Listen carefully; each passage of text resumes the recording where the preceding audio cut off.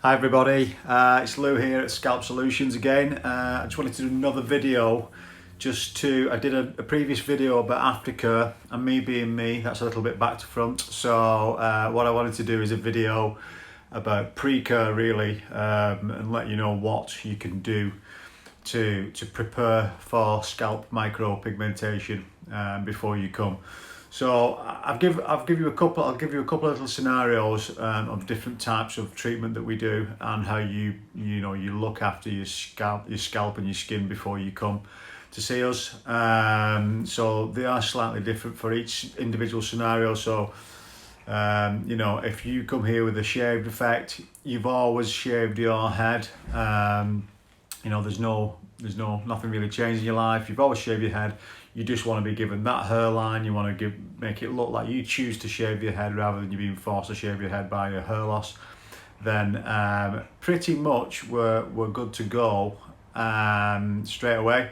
So as long as your skin's in good condition, as long as there's no sort of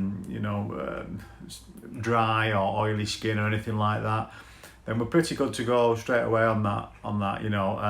Again, there's no harm in just checking it out. So it may be that you've always shaved your head, but you do have dry skin or you do have oily skin. But again, normally people who have always shaved their head, most of the people I see, the skin's fine if they've always shaved their head. Some of the other treatments that we can do, let's say that you've decided to shave your head, so hair loss has got a little bit advanced for you, so you're looking to shave your head and go for the shaved effect. Normally I see this quite a bit, that people who do shave the head, the skin is not in the best condition underneath the hair. So what I suggest you do is, once you've shaved the head, I do see quite a lot of ingrowing hairs and dry skin, sometimes oily skin as well. But yeah, what I suggest you do is just exfoliate. So if we've got the luxury of time before you come to see me, so if we've got the luxury that, maybe a week or two before you're actually planning on having the treatment, I would recommend you go where you exfoliate and use a good natural moisturizer to get the skin in the best possible condition before you have this treatment. Because the last thing we want to do is we don't want to give you this treatment and then the pigment doesn't hold, or the skin's peeling too much, and this is causing it to look patchy or anything like that. So we want a really good skin surface to work on, and I do find that people who have just shaved their head, the skin underneath the hair, because it hasn't had the air get to it, and it hasn't had a chance to breathe as such, so it does need a little bit of TLC before treatment normally. So yeah, that's if people who are going to shave their head. People who are not wanting to shave the head, who are thinning with the densification treatment, we can also sometimes the skin can be a little bit bad underneath the hair as well, but nothing's lost there. Again, we can also, rather than exfoliate, we do a treatment called microneedling, and we can microneedle the hair, microneedle the head underneath the hair, and this gets rid of all the dry skin, puts nutrients into the skin, and can replenish the skin to make it look really fresh, and give us again a good canvas to work on, if you like. So all these treatments we can do give us the best opportunity to give you the best results.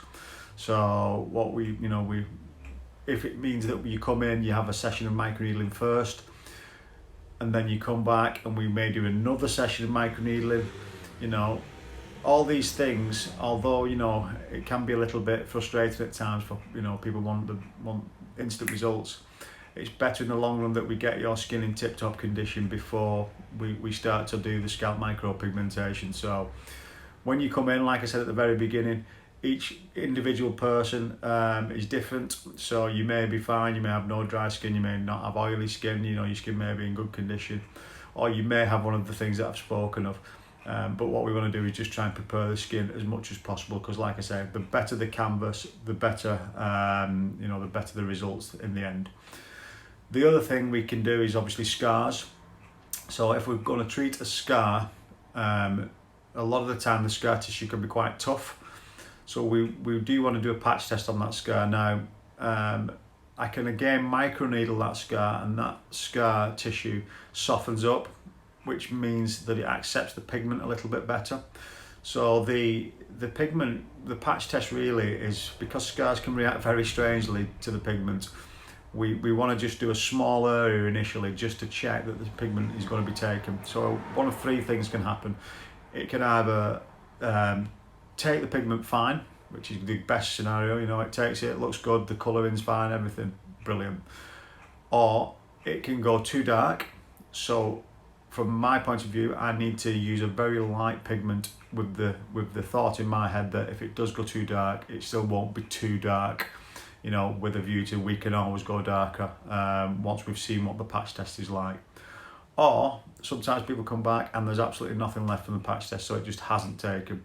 So then I can do things with the pigment colour, with the way I do the treatment, so the amount of time I hold the needle in the skin, etc. Lots of different techniques I can use to make sure that pigment takes. But microneedling the scar tissue really does help. So I may advise when you come that we do a session or two of microneedling before we do the actual treatment on any scars. So whether it be a trauma scar or whether it be a transplant scar, sometimes I do recommend we microneedle it first. So yeah, the point of the video is really, if you come and see me, I can give you a bespoke recommendation for your personal needs, if you like, how I would say that we get the skin in the best possible condition ready for your treatment. So whether that's you going away and exfoliating and moisturising, or whether it's we do sessions of microneedling beforehand to make sure that you know, we're getting the skin in tip-top condition. So I hope that helps. Please get in touch if you've got any more questions, and like I said in the last video, I will try and put a lot of these videos on my YouTube channel so that you can have a look at these, and hopefully they help, and hopefully I'll see you soon.